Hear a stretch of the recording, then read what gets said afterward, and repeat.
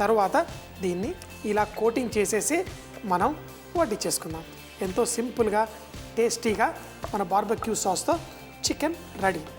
ఇప్పుడు దీన్ని ఎందుకంటే మంచిగా కారం కూడా చక్కగా వేశాను, మనకి నచ్చినట్టు తీగా పుల్ల పుల్లగా ఘాటుగా ఈ ఉండే చికెన్ రెడీ అయిపోయింది.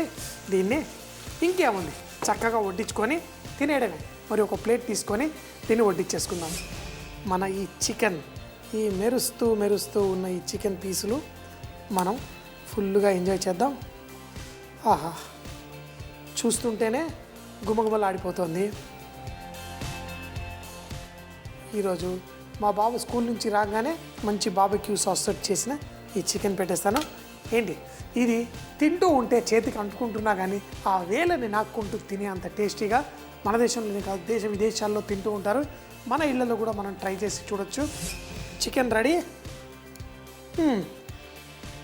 చెప్పాను కదా, చికెన్ ఎంతో పర్ఫెక్ట్గా కుక్ అయ్యి జ్యూసీగా భలేగా ఉంది.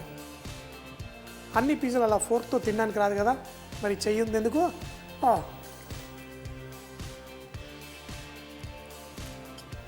తర్వాత మన చికెన్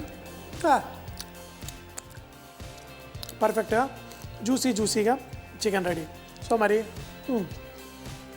చూడండి ఎంతో సాఫ్ట్గా జ్యూసీగా కుక్ అయిపోయింది.